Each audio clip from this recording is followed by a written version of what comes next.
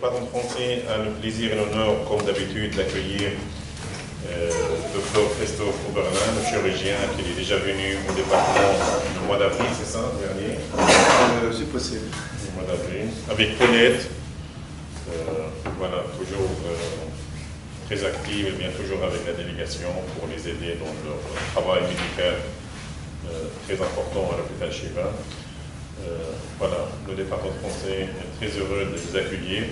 Cette fois-ci, Dr Christophe Oberlin, malgré ses préoccupations, il est très occupé à l'hôpital Shifa avec l'opération, parce qu'il vient seulement pour une semaine, mais il a insisté de venir au département français, rencontrer les étudiants pour parler bien sûr de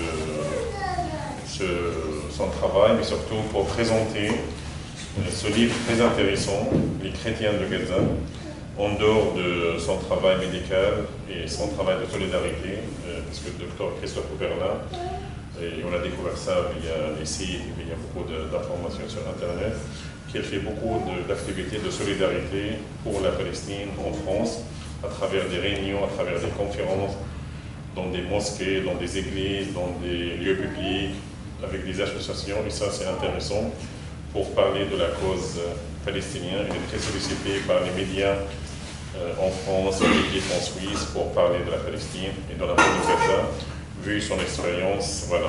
Et la dernière fois, donc, on a beaucoup discuté, Madame Mafat et moi avec lui, sur ce livre, sur les chrétiens de Gaza. C'est un livre très intéressant. Et je pense, c'est parmi les livres, je pense les rares, si je ne dis pas l'unique livre en français sur les chrétiens de Gaza, c'est intéressant. Donc voilà, il est à la bibliothèque du département. Je vous conseille de le lire. Et on a le plaisir aujourd'hui d'avoir le docteur Christophe avec Paulette. Donc ce sera une occasion d'échanger avec lui sur ce livre et sur la situation en général. Bienvenue docteur Christophe, bienvenue Paulette. À vous. Ok, merci Ziad. Combien de temps avons-nous à peu près? 45 minutes, ça va? D'accord, avec les discussions complémentaires.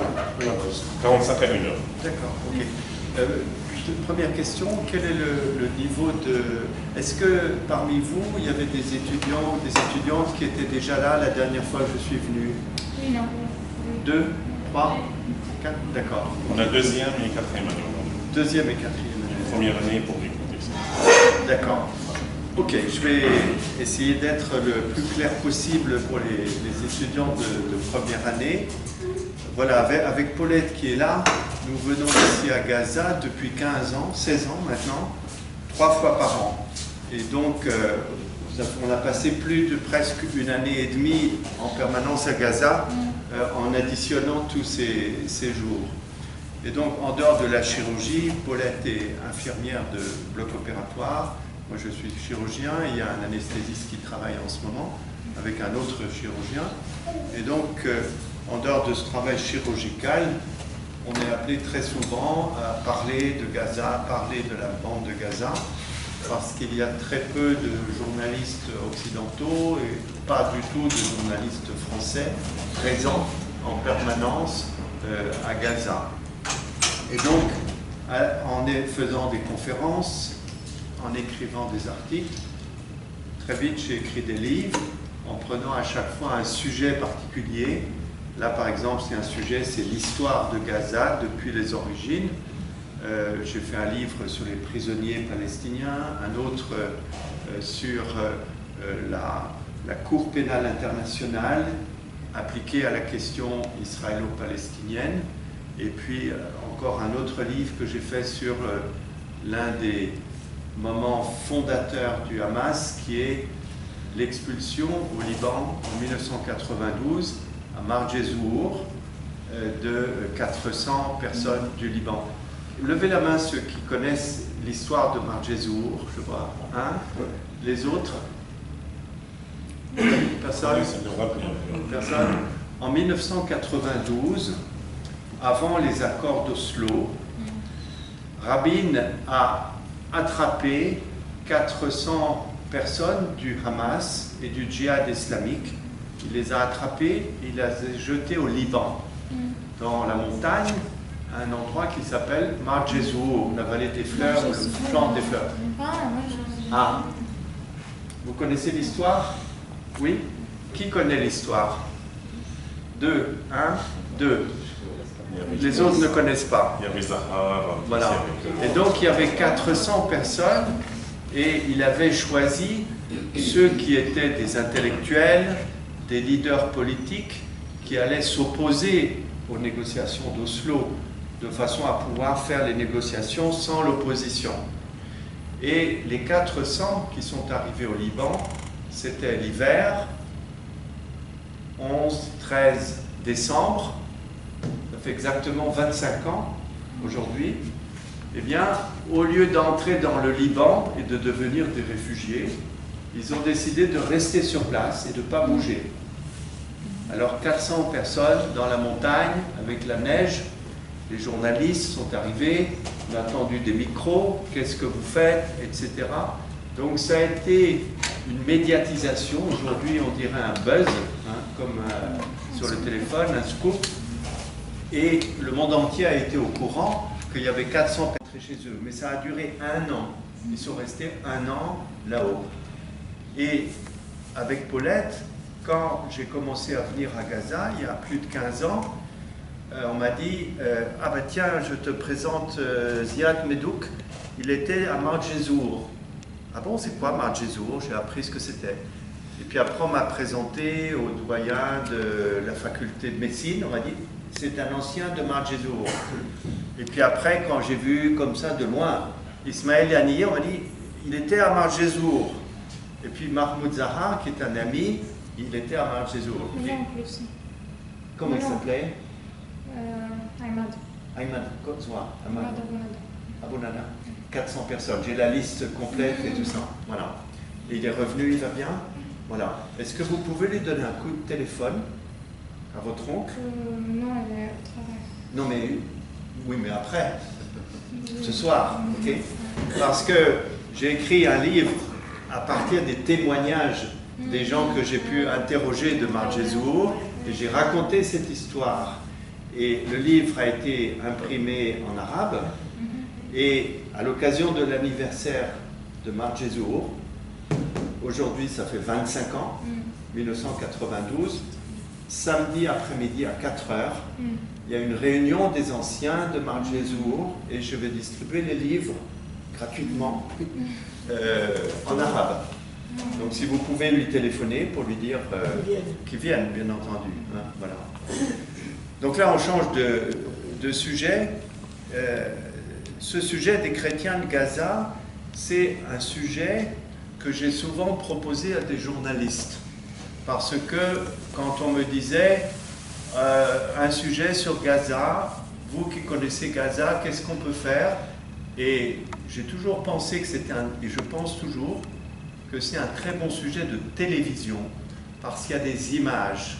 Il y a une église, qui est l'église Saint-Porphyre, il y a les restes du monastère de Saint-Hilarion. Vous connaissez le monastère de Saint-Hilarion? Levez la main, ceux qui connaissent. Hilarion Monastery. En arabe. Un Netzarim. Non, vous ne connaissez pas? Vous allez découvrir. Tout le monde sait ce que c'est qu'un monastère? Qui ne sait pas? Il faut leur dire monastère. Comment se dit un monastère en arabe? Où il y a des prêtres qui vivent ensemble, coupés du monde, des ermites. C'est comme une petite maison qui regroupe les prêtres et les chrétiens. Voilà. Voilà, mais c'est des religieux qui vivent. Der, oui, un peu. Oui, der. Pas exactement, mais enfin. Et donc, c'est un très bon sujet. Oui, mais ici, c'est pas répondu, c'est pour cela qu'on ne connaisse pas. C'est un très bon sujet de télévision, parce qu'il y a des personnes qu'on peut interroger, c'est vivant, parce qu'il y a l'église Saint-Porphyre qui date du IVe siècle, donc c'est quelque chose de très ancien, parce qu'il y a les restes du monastère avec les anciennes églises, parce qu'il y a aussi une église très célèbre que vous connaissez tous, toutes, c'est quoi?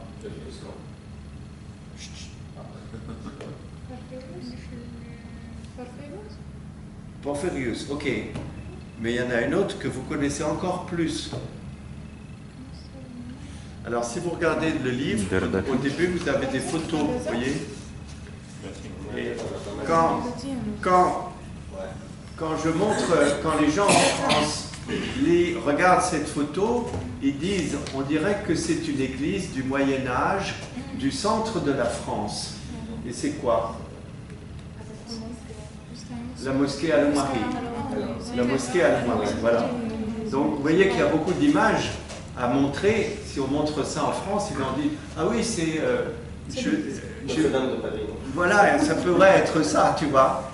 Et quand on leur dit que c'est la principale mosquée de Gaza, où les gens vont prier, ah, c'était une église avant. oui, c'est ça, voilà. Mais le message qui est formidable, c'est que cette église n'a pas été détruite pour construire, on a utilisé et on y va. Voilà. Donc toutes ces choses sont des choses qui sont intéressantes à montrer avec des images. L'église Saint-Porphyre qui est très riche, qui est très actuelle, etc. Il y a beaucoup de choses à montrer. Mais les journalistes, jusqu'à présent, tu pourras leur proposer à la prochaine fois. On a déjà fait avec Camille Chrétien. D'accord. Ouais, d'accord. Oui, mais moi je pensais à un sujet de télévision. Ouais. Tu vois, parce qu'il y a vraiment de belles images à faire. Surtout le profil aussi, parce que c'est très intéressant. Voilà. C'est très classique. Et donc c'est mon éditeur qui m'a demandé de faire un livre. Alors j'avais pensé à un sujet de télévision. Alors j'ai dit ok, et puis on a travaillé pendant 1 an à peu près. Donc et ce livre, il comprend 2 parties. La première partie, c'est la partie historique. C'est l'histoire des chrétiens de Gaza. Tu as dit que c'était le principal livre en français, mais il n'y a aucun livre, ni en français, ni en anglais. Il y a un livre en arabe qui a été écrit par un professeur de cette université qui s'appelle Salim Mbayet, qui a écrit un livre, mais c'est un livre surtout sur les restes archéologiques chrétiens de Gaza. La partie historique est assez courte, et donc il n'y a aucun livre en fait qui soit exclusivement limité aux chrétiens de Gaza. Donc j'ai eu beaucoup de mal à trouver des sources, mais j'en ai trouvé. Et en particulier, j'ai interrogé pour le 1er siècle du christianisme à Gaza. Vous savez que le 1er siècle, il n'y a aucun texte écrit, rien. Alors bien entendu, il y a la Bible, les actes des apôtres, les textes sacrés, mais on sait bien que ce sont des textes qui ont été écrits après les événements et qui ne sont pas des textes historiques au sens strict scientifique. C'est des textes philosophiques essentiellement, donc il faut tirer les enseignements. Et donc ça pose la question de connaître l'histoire et en même temps de connaître les textes sacrés, la religion. Et donc pour ça, bien nous avons beaucoup de chance en tant que Français, parce que à Jérusalem, Al-Quds, a été fondé au XIXe siècle, au début du XXe siècle, a été fondé ce qu'on appelle l'école d'archéologie biblique. C'est-à-dire que c'est une école d'archéologie, mais dont les chercheurs, les directeurs, sont des religieux, sont des moines. Et donc ce sont des gens qui ont la double appartenance, c'est-à-dire que ce sont à la fois des prêtres, des gens qui croient, qui ont une foi, qui pratiquent, et en même temps ce sont des scientifiques de très haut niveau. Ce sont des archéologues qui publient dans les revues internationales, qui écrivent des livres extrêmement compliqués où on ne comprend rien. Donc ce sont des gens très très cultivés. Et donc eux sont capables de parler des 2 côtés qui nous intéressent sans se tromper. Et il y en a un que connaît très bien Ziad Medouk, c'est Jean-Baptiste Imbert, que vous voyez ici, qui a fouillé, qui a fait des fouilles pendant 30 ans à Gaza, et en particulier le port de Blakia Antédon. Vous connaissez le port? Oui, le vieux port grec et romain de Gaza. Et c'est lui qui a découvert le monastère de Saint-Hilarion. Donc l'un des chapitres de ce livre, je raconte comment ils ont découvert ce monastère, comment ils ont compris ce que ça représentait. Finalement, un petit peu comme dans les tombeaux égyptiens, un beau jour, en creusant encore un peu plus, ils ont vu une inscription à notre Père Hilarion. Ça veut dire que les basiliques, il y avait 3 églises successives qui avaient été construites. La première en bas avait été construite en commémoration à Hilarion. Donc ça, c'est des récits que, vous verrez, Jean-Baptiste Imbert raconte avec son esprit historique et scientifique. Alors après, quand on va un petit peu plus loin, on a les premiers écrits qui ont été écrits. Voilà. Alors ces récits, eh bien ce sont des récits, vous savez, quand on a commencé à raconter l'histoire, il y a bien longtemps, eh bien il n'y avait pas la règle scientifique. Par exemple, je crois qu'on peut dire que dans la littérature arabe et même mondiale, le plus grand historien et le plus ancien, c'est Ibn Khaldun. Ibn Khaldun a véritablement défini ce qu'était la recherche historique, éliminé les histoires, les contes, les fables, vous voyez, les choses inventées a posteriori pour revenir à l'histoire la plus exacte possible. Donc vous voyez, Ibn Khaldun, c'est le XIIIe siècle. Sans l'exagération. Voilà, sans l'exagération, exactement. Ce qu'on appelle aussi la géographie. Exagération. Okay. Et donc là, on a des textes anciens qui sont des textes du IVe siècle, qui sont des textes exagérés. Ils ont été écrits, ils ont été traduits en araméen, non pas en araméen, ils ont été traduits en géorgien, ils ont été traduits en grec, et puis traduits en grec ancien, et puis traduits maintenant.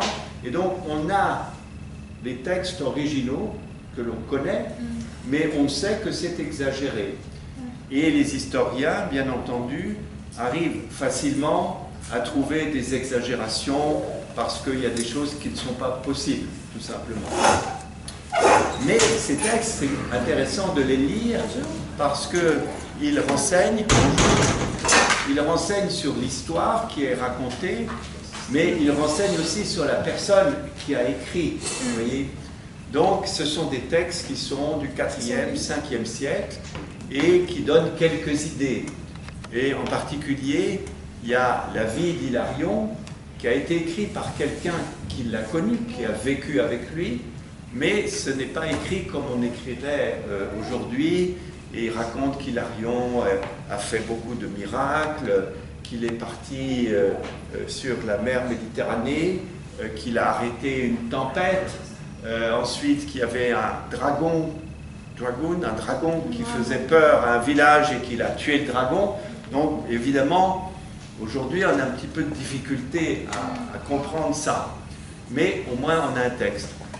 Et ça permet d'avoir déjà une idée sur le passage progressif du paganisme, c'est-à-dire que Hilarion est né et ses parents n'avaient aucune croyance, ils croyaient dans les dieux multiples, c'était des païens. Tout le monde comprend ce que c'est, les païens? Oui, ça va? Païens?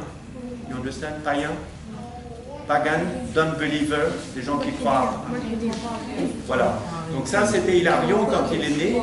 Et puis après, il est passé vers le christianisme. Et Jean-Baptiste Imbert explique bien que ce passage philosophique, religieux, est un passage progressif. Il reste des vieilles habitudes et puis il y a des choses nouvelles. Donc il développe bien cette idée du passage progressif d'une croyance à une religion. Et puis un peu plus tard, là on a des textes qui sont beaucoup plus précis. Ce sont les lettres qu'écrivaient les moines. Les moines restaient comme des moines, c'est-à-dire séparés de la population, mais ils acceptaient de recevoir des lettres. Par exemple, vous envoyez une lettre à « Je suis un moine et vous voulez avoir mon avis pour telle ou telle question ». Je reçois la lettre, je la lis, je réponds, je la donne à Paulette qui va vous la remettre. Donc il n'y a pas de contact direct, mais on a des échanges de lettres.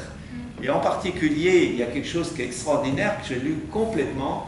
On a 800 lettres qui ont été écrites par 2 moines qui étaient au monastère d'Hilarion, après lui.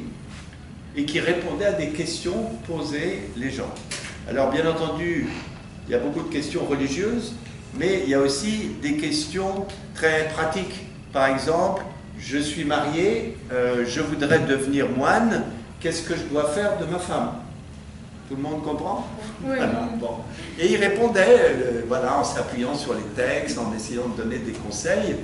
Et puis il y a aussi des questions qui intéressent la vie de la société, qui intéressent l'hygiène, qui intéressent beaucoup de choses. Donc au milieu de ces 800 lettres, on commence à avoir une idée de la façon dont les gens vivaient à cette époque. Pardon, Oui. Les lettres ont été découvertes ici à Gaza ou c'est... Les lettres ont été traduites très vite, à partir d'ici. Après la découverte de la monastère? Non, non, pas du tout. Ça a été, elles ont été recopiées très vite après la mort de Jean et Barzanuf. Les lettres ont été conservées et on ne doute pas de l'authenticité des textes. Donc, mais le lieu, c'était pas découvert avant. Donc, Ça a été transmis à partir d'ici et c'est transmis comme tous les textes des grands penseurs, ça a été transmis dès l'époque. Et par contre, pour te donner une idée, la traduction française des textes géorgiens et grecs anciens, elle ne date que de 1975. 1900, c'est-à-dire que les chercheurs ont eu à disposition en France seulement à cette époque-là. Hein. Et donc c'est récent. Et on trouve beaucoup de textes anciens encore aujourd'hui. Et le rêve d'une de mes amies, qui est professeure d'arabe, historienne, eh bien, c'est de venir justement à la mosquée Al-Mari ici, où vous avez une bibliothèque, où il y a des milliers de manuscrits dont personne ne connaît le contenu ou à peine. Et l'historien que j'ai interrogé ici, qui s'appelle Abdelatif Hachim, il a passé 5 années de sa vie uniquement à enregistrer et à classer les manuscrits qui sont à la mosquée Al-Umari.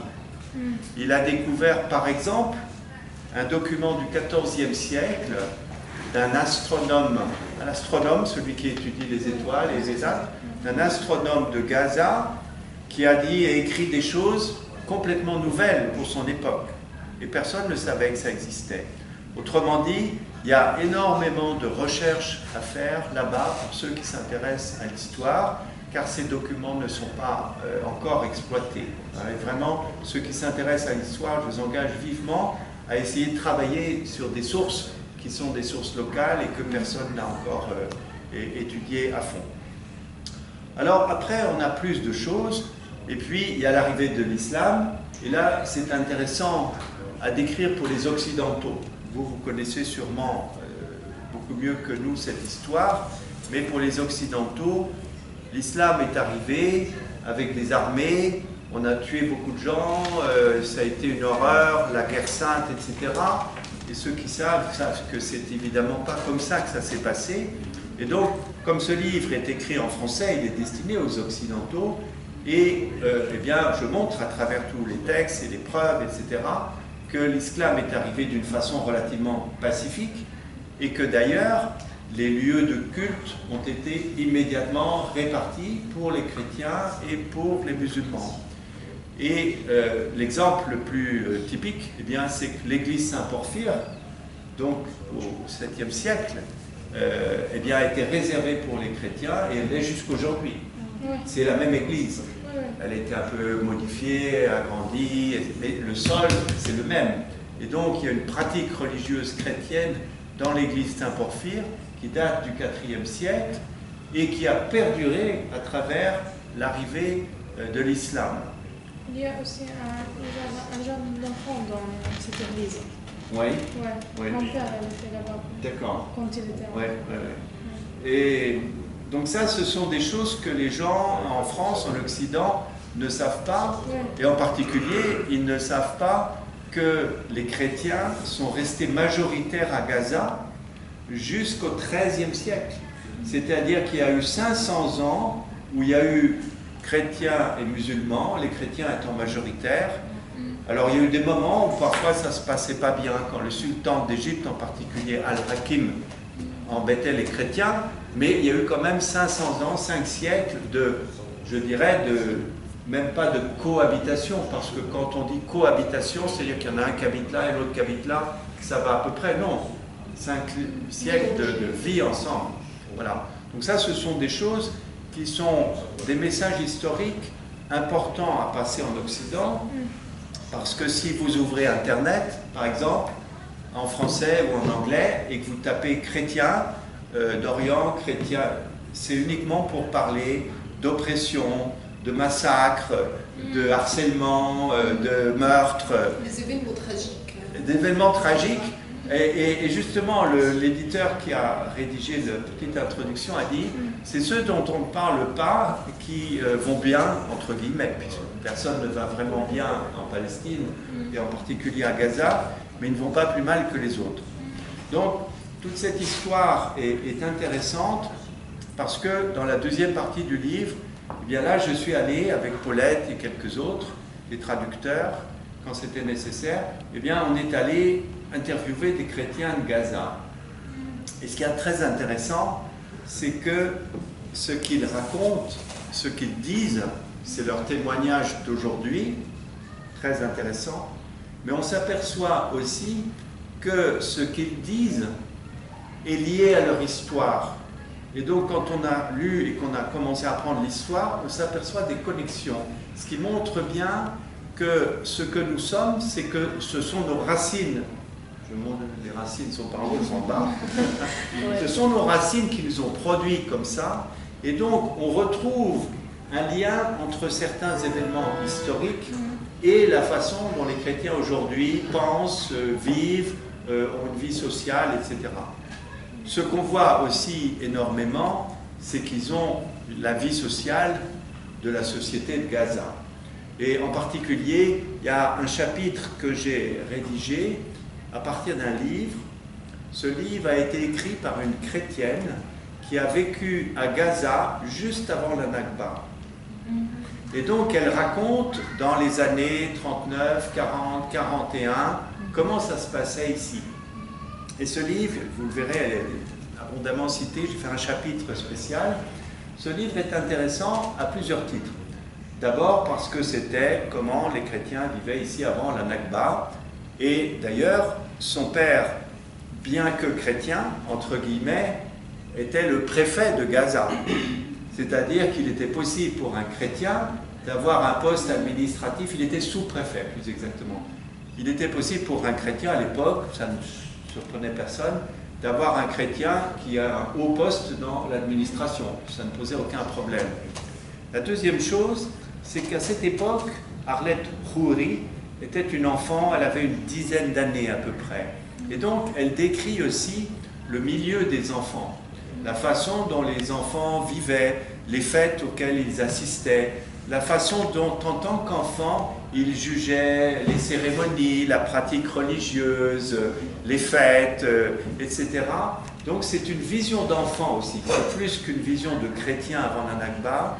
Elle s'est mise dans le costume, dans les vêtements d'un enfant pour raconter ce qu'elle a vécu. Et ça ajoute une dimension supplémentaire qui est celle de l'enfance. Et puis les autres que nous avons interviewés, eh bien, à travers leur récit, et leur récit a été constitué d'une façon un petit peu scientifique. J'ai demandé à une amie qui est professeure de sociologie de me faire un guide d'entretien, une espèce de frame de façon à rencontrer les personnes et poser à toutes les personnes les mêmes questions. Bien entendu, pour chaque personne, on a parlé aussi d'autres choses à l'occasion de la conversation, on parle aussi de ça, et très bien, mais on s'aperçoit aussi qu'en posant les mêmes questions à une vingtaine de personnes, on a des réponses différentes, on a des approches différentes, et donc tout ça, ça donne une troisième dimension à la qualité de l'information. Voilà, et je vous laisse le lire. Il sera ici à la bibliothèque.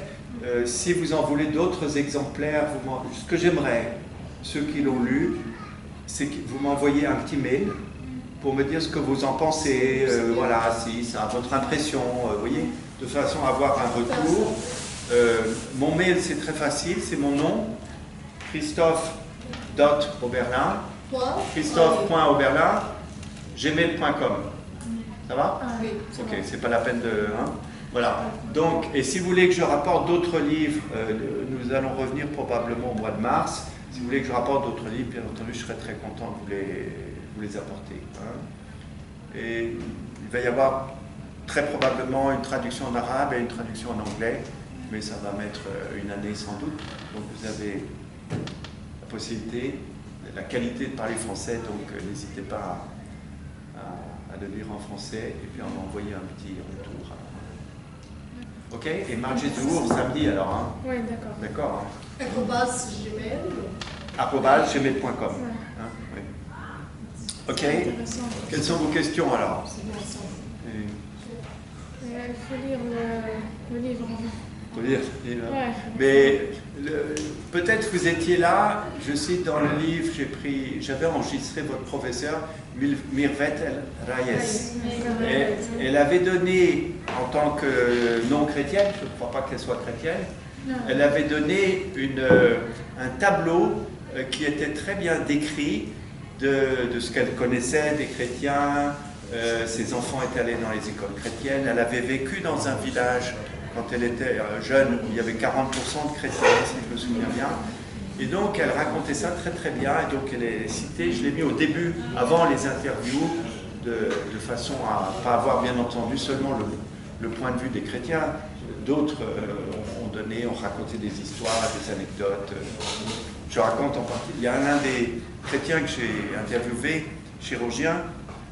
Un jour, il était à côté d'Abdelaziz Rantissi. Il y avait un média qui était là pour interviewer Abdelaziz Rantissi.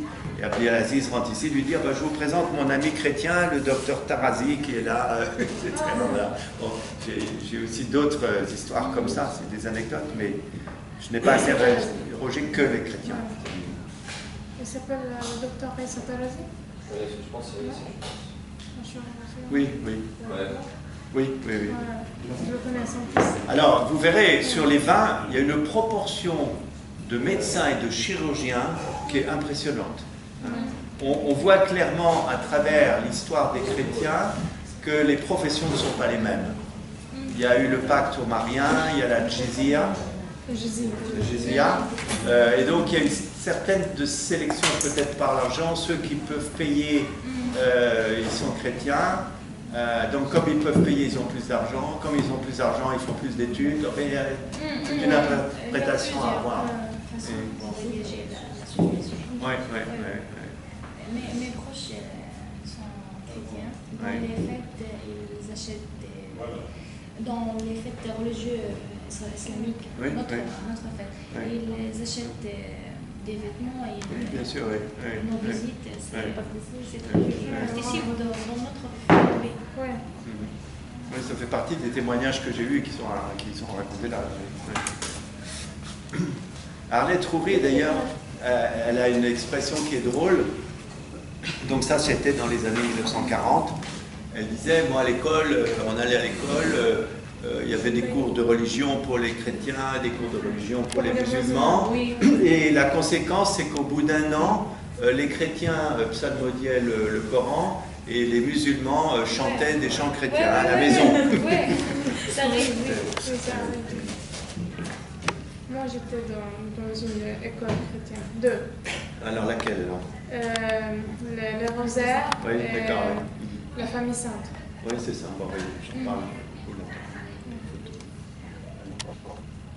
Et quand d'ailleurs, quand on a interviewé les professeurs de l'école de la Sainte Famille, il y avait que les professeurs, enfin ils n'étaient pas tous là, mais l'une des questions c'est combien y a-t-il de professeurs chrétiens à l'école de la Sainte Famille?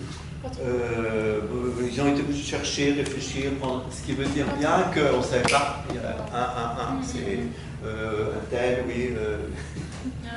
On voit bien le. Pas plus de 10. Oui, c'est ça. D'autres témoignages? Oui. Oui. Je veux dire, depuis plus de 10 ans, les chrétiens quittent Gaza à cause des événements tragédies, oui. C'est les événements tragédiques qui ruinent les territoires palestiniens en général et la route de Gaza en particulier. Donc, nous sommes tous là. Nous sommes tous là, victimes de blocus israélien. Vous avez parlé avec des gens qui ont quitté la route de Gaza à cause des blocus, à cause des événements tragiques, c'est ça? Et vous avez mentionné ça dans ce livre. J'ai vu là, que vous avez mentionné les événements. Je pense ça parce qu'il y a avant de 10 ans, etc. J'ai lu un peu les détails. Vous avez vu des personnes qui ont quitté la route de Gaza à cause des événements tragiques. C'est votre question? Oui. Oui, bien sûr. Alors, il y en a. Mais, je ne sais pas, comment on peut dire beaucoup, parce que le nombre de chrétiens est très faible, c'est quelques milliers. Donc c'est un habitant sur 1000 de Gaza. Mais les raisons sont les mêmes de quitter. Les capacités de quitter sont liées à un certain nombre de facteurs. Est-ce que si on est plus fortuné, c'est peut-être moins difficile. Et puis il y a une troisième raison, c'est laquelle? Très importante, que les gens en France ils disent, ah bah oui, quand on leur explique. L'une des principales raisons pour lesquelles les chrétiens, certains, ont quitté Gaza, c'est quoi?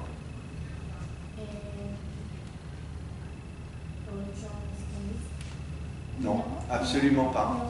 C'est tout le contraire. Ils expliquent au contraire qu'ils sont mieux protégés que les autres. Il suffit, tout le monde arrive, ah ça va.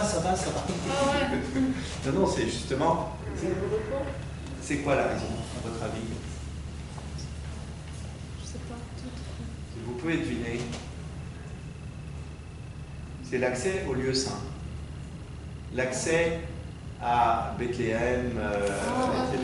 C'est très difficile. J'ai un ami chrétien, et pour et pas donc, passer là-bas, il n'y a pas de cause. Parmi ceux qui ont quitté, beaucoup se sont installés en Cisjordanie. Donc ils ne sont pas partis au Canada, en Amérique du Sud, etc. Donc ça, c'est important à savoir. Et là, le blocus joue. Et j'ai entendu certains musulmans dire oui, les chrétiens, ils ont de la chance parce qu'ils peuvent aller en Cisjordanie. Quand on interroge les chrétiens, ça ne se passe pas du tout comme ça. On annonce à la télévision qu'il y a 800 permis, et puis on va autoriser le père, pas la mère, on va autoriser les enfants, mais pas les parents. Il y en a un qui m'a raconté qu'il avait demandé 6 mois à l'avance pour une réunion en Cisjordanie, 6 mois avant. Et il a reçu l'autorisation au milieu de la réunion. La réunion avait déjà commencé, il a reçu l'autorisation, ils sont allés pour une journée, ils sont revenus.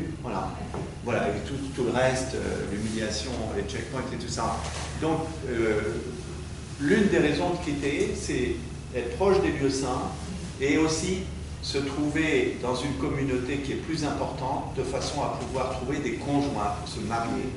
Parce que quand la communauté se rétrécit, c'est très difficile de se marier. Donc c'est ça les principales raisons. Et puis il y a les questions aussi qui nous ont fait rire. Quand on pose la question à un chrétien... Quand les Israéliens permettent pour les chrétiens de passer à Bethléem, ils leur donnaient l'accord, c'est accord malgré l'interdit, c'est ça. Mais c'est quoi la cause? Aucune idée. Oui, non, de toute façon, il n'y a pas d'explication. Non, il y a parmi les questions que la sociologue m'avait préparées, je vais me rhabiller parce que j'ai un petit peu froid. La sociologue m'avait préparé des questions, et il y a une des questions qui me semblait bizarre, c'était connaissez-vous des couples chrétiens musulmans? Ah oui, des couples. Des couples chrétiens et musulmans. Et alors c'était très Chrétien musulman. oui. C'était très amusant parce qu'à chaque fois on a eu la même réponse. Soit un homme chrétien qui épouse une femme musulmane, soit une femme chrétienne qui épouse un homme musulman. Et à chaque fois qu'on pose la question, ça répond, c'est « Ah non, non, non, pas du tout, non, non, ah non, non, non ». Puis si on insiste, on dit bon, il n'y en a pas dans votre famille. Ah non, non, non, non.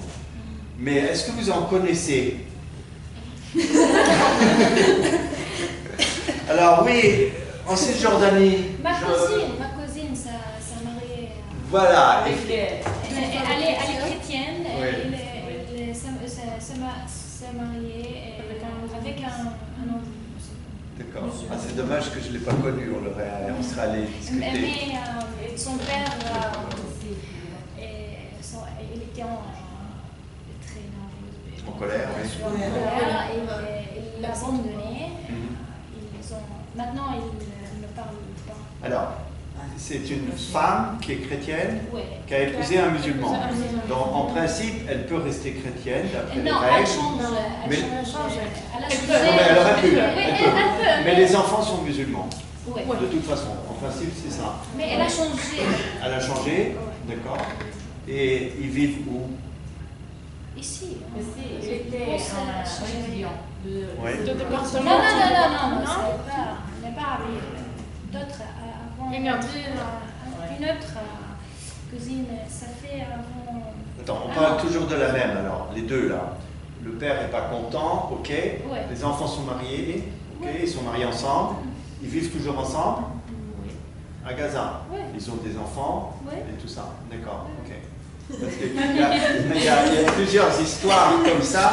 En particulier, il y en a une. Bon, c'est pas Cette très drôle, mais ça situation, me fait rire quand même. Cette Oui. situation, ça se passe avec mes proches beaucoup, peut-être 10 fois. Soit avec les jeunes hommes chrétiens ou chrétiennes. Ouais, Les ouais, ouais. deux, ouais. Oui, vous Et avez par au moins exemple- 10 exemples. Oui, par exemple, Ouais. mon cousin aussi, il est épousé avec une fille musulmane. Il est chrétien, mais il change aussi, il est changé. Oui, d'accord. Alors, il y a une histoire qui se termine, il ne faut pas rire de ces choses-là, mais ça m'a fait rire quand même.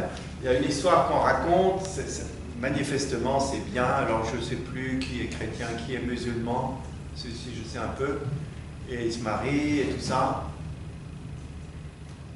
Et puis à la fin, le mari prend une deuxième femme.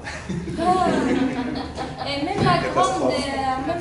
grand-mère, Oui. ma grand-père, elle était chrétienne. Oui. Et elle est. Ton grand-père? Ouais, ma grand-mère. Ah, ta grand-mère. Ma grand-mère. Et Elle était chrétienne. Elle était chrétienne, oui.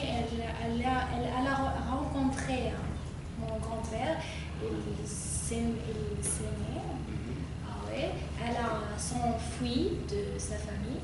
Ouais. Et, ils ont s'enfui et Ils s'enfuient où? chez des proches. C'est chez toujours à Gaza. des familles. Oui. Oui, Ouais, mais toujours à Gaza. sa famille, elle était très colère. En colère. Oui. Et Ah, ils vont le tuer. et ils vont le tuer. Mais ça, Alors, c'est la famille chrétienne qui voulait tuer ou la famille la musulmane famille chrétienne, voulait tuer la famille la de famille. ma grand-mère. Voulait tuer la grand-mère? Ouais. Alors n'oubliez Mais à la pas fin- que la situation avant était trop difficile. Mais là, la situation, Oui, je ça fait aussi avec la dernière cousine, ma cousine, aussi sa famille ou l'église va la tuer. Mais L'église? l'église, oui, ils ont déclaré que, comment dirais-je, Alors, j'ai une histoire où Ouais. une fille a été déclarée décédée par les prêtres. parce que elle a Acte de écrit, décès, oui. parce qu'elle a écrit, ça fait avant un an peut-être, elle a écrit une lettre qu'elle aime un Musulman. musulman. Elle va changer sa religion. Et elle a mis la lettre et Et la partie. Alors ça, quand ça arrive sur Internet, pour les médias occidentaux, c'est une femme qui a été forcée, enlevée, on envoie les journalistes, ils trouvent toujours quelqu'un pour dire que c'est un crime, etc. Je fais un petit chapitre là-dessus parce que c'est pas intéressant, mais la propagande, l'exploitation de ce genre d'événements, parfois totalement inventés. J'ai vu des films sur Internet parlant des chrétiens de Gaza, alors que le journaliste n'a pas mis un pied à Gaza. C'est incroyable, la mauvaise foi de certains journalistes, quoi. Vous avez mentionné ça. Comment? Vous avez mentionné ça. Oui, je l'ai mentionné, mais bon, c'est énorme, quoi.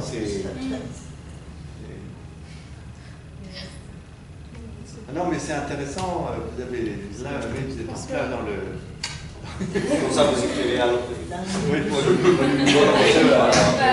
j'ai beaucoup de proches chrétiens pour cela. Alors, il y a quelque chose, mais vous ne le répétez pas, hein, ok? Le prêtre Alexios, il m'a dit, il y a des chrétiens qui, au cours de l'histoire, qui sont devenus musulmans, mais en fait, chez eux, ils prient toujours comme des chrétiens, et ce sont les meilleurs des musulmans.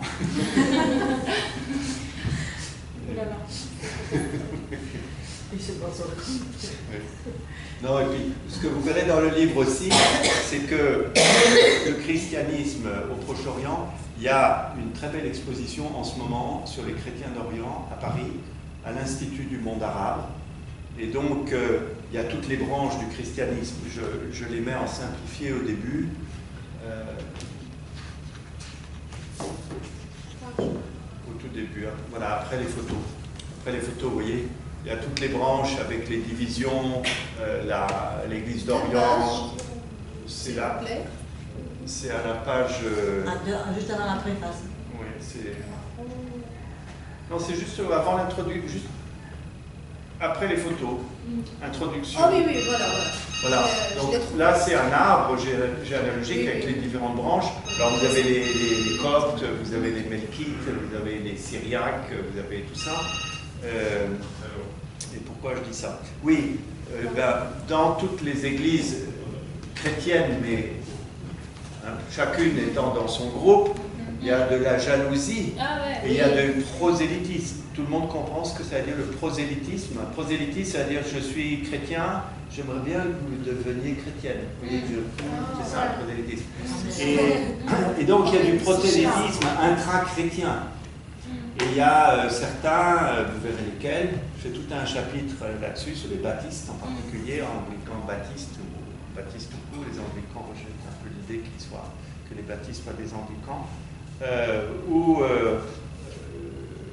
Alexios en particulier reproche à certains d'avoir dit je vais vous donner un job, un emploi, mais il faut que vous deveniez baptiste.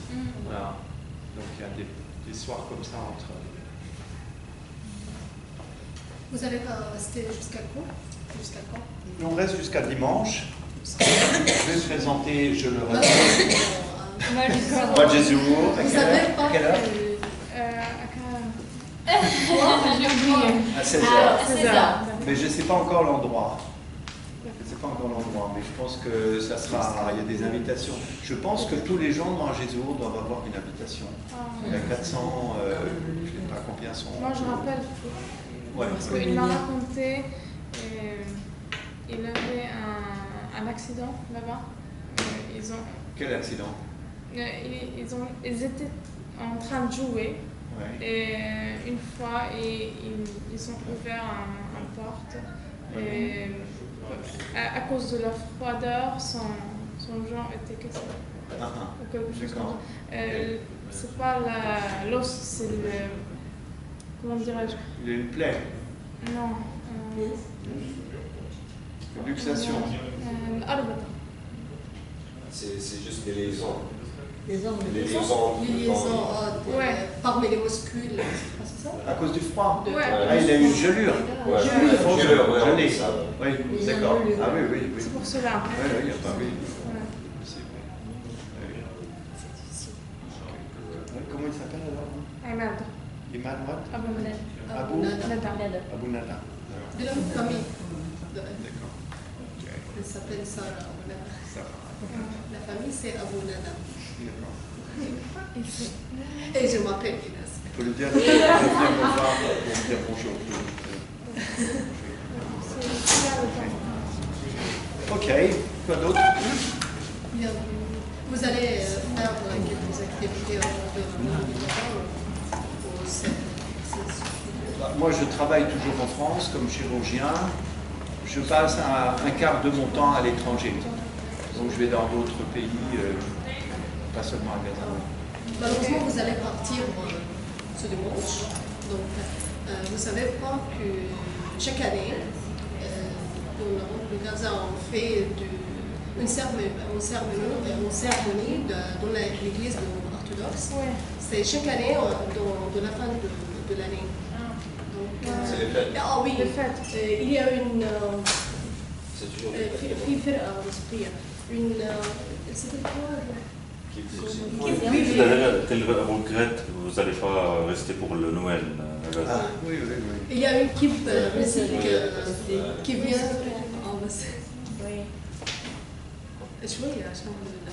Ah oui, une équipe de musique qui vient de France, d'origine française, Ouais. qui vient de partager avec les chrétiens à l'église.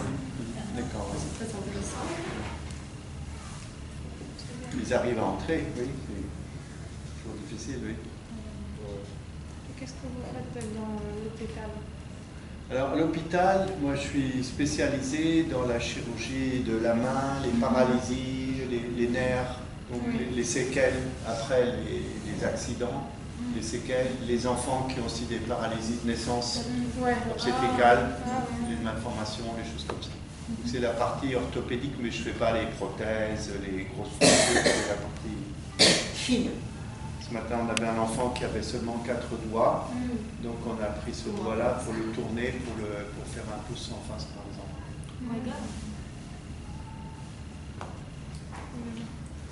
Qu'est-ce que vous allez faire plus tard alors? On va commencer par les 4e années. Ceux qui sont en 4e année sont là. Hein. Voilà, Alors, oui. ah bah voilà. Qu'est-ce que vous pensez faire plus tard alors? C'est combien d'années là Le diplôme? Oui. 4. Donc vous êtes en train de finir alors? Ouais. Il nous reste un seul semestre. D'accord. Alors vous savez, il y a une jeune fille que je connais assez bien. C'est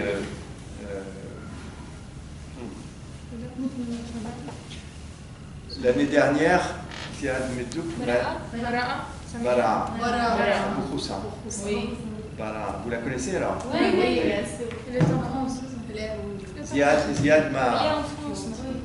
m'a dit l'année dernière, il y a un garçon ici, mais il a fini donc il ne sera pas vexé. Alors. Il m'a dit,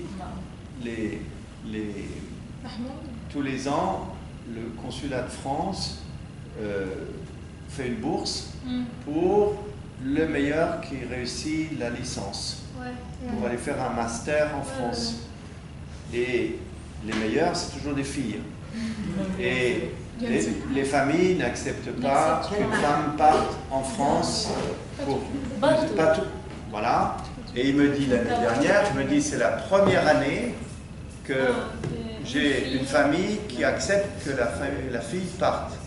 Et elle me dit, elle va aller à Marseille, est-ce que tu ne connaîtrais pas une famille française qui pourrait l'aider, l'organiser un peu, etc. Et je lui dis, merci, j'ai une famille formidable.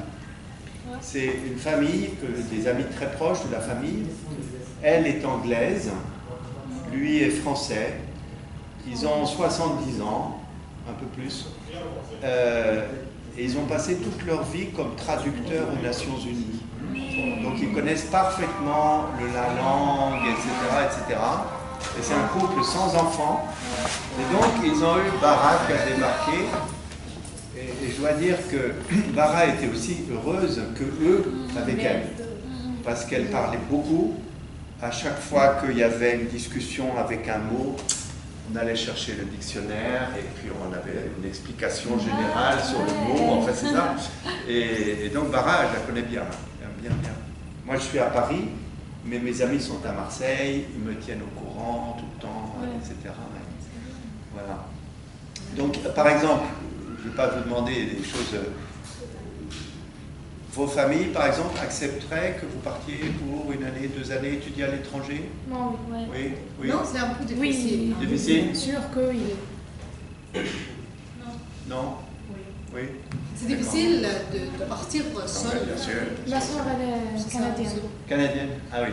Elle a la maison. Avec ses enfants. Il a deux filles. Il habite là-bas. Alors l'autre question, c'est partir pour faire un master et revenir? Oui, bien sûr. Vous dites bien sûr, mais... Non, pour moi, bien sûr, parce que j'ai un fils. Elle a un fils. J'ai un fils ici. Et vous partiriez sans lui? Oui. On va prendre pas trop longtemps. Ma mère, elle a fait la même chose. C'est-à-dire? Elle a passé le master, le doctorat au Caire. Elle a laissé mes 3 sœurs chez ma grand-mère. Pas chez papa? Non, mon père, elle était au travail. Où ça? À l'extérieur de Gaza. Ah d'accord. Avec Arafat. Ah oui, donc tout le monde est parti, la grand-mère s'est occupée des grands, c'est bien pour la grand-mère. Moi je suis Non, c'est chouette parce que moi j'ai beaucoup d'oncles et tantes, donc c'était pas difficile, c'était trop facile en fait. Oui, donc je vois que ça bouge. Oui. Ma mère, elle était professeure. Professeur de chimie. De chimie. Ah ben, on a eu un long entretien avec l'ancien président de l'université, professeur de chimie organique, Awadallah, c'est ça? Imad Awadallah. Oui. Vous le connaissez? Je pense que... C'est pas qu'il était assassiné par Ah non, non, on a dîné avec lui il y a 2 jours. Parce qu'il a le même prénom. C'est pas à Abu-Zabi? Non, c'est à Awadallah. Son prénom, comment celui que le gars? Il me semble que c'est Imad, non? Enfin bref, professeur de chimie organique, il est toujours en activité.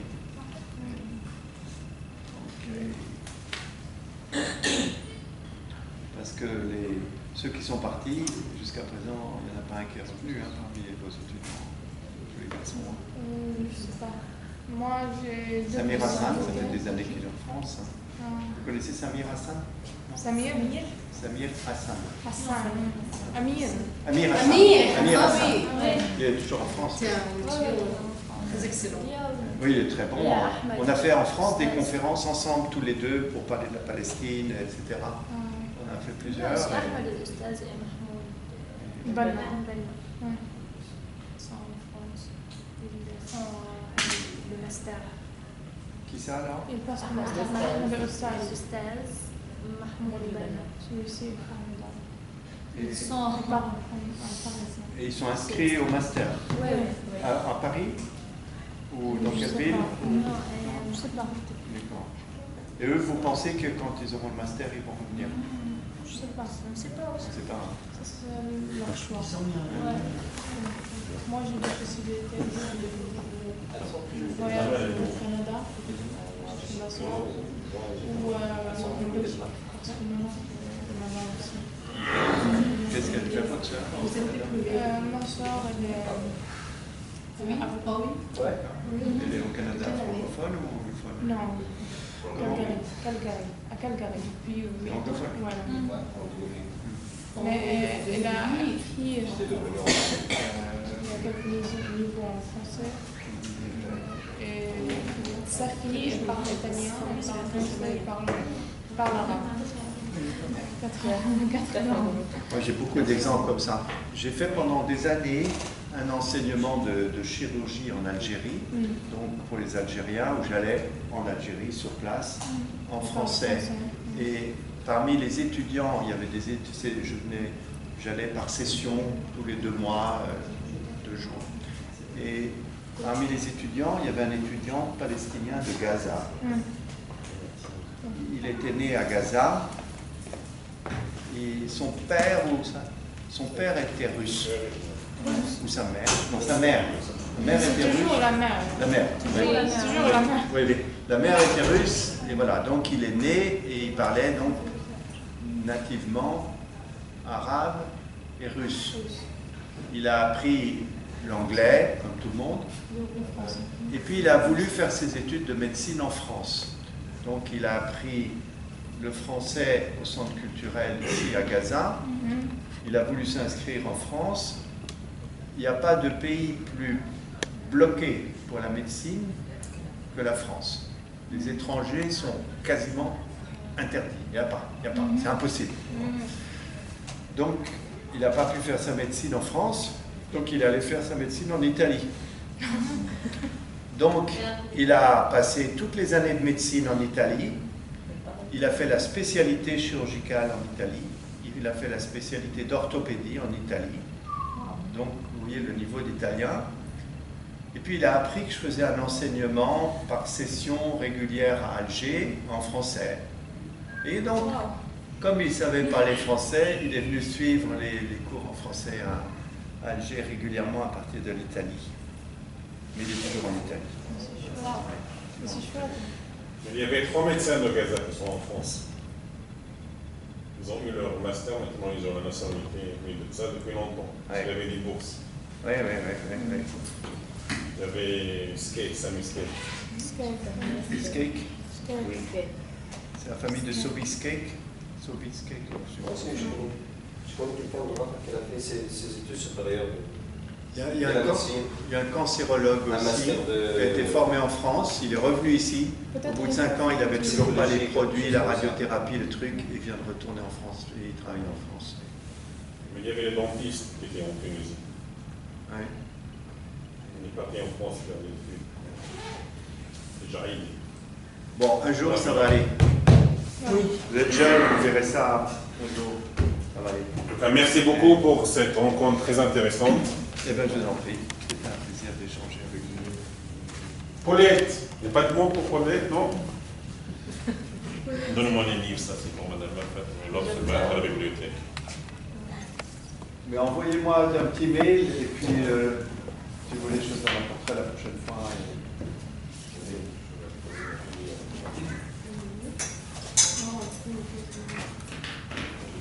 Ok. Merci beaucoup. Merci, à bientôt alors.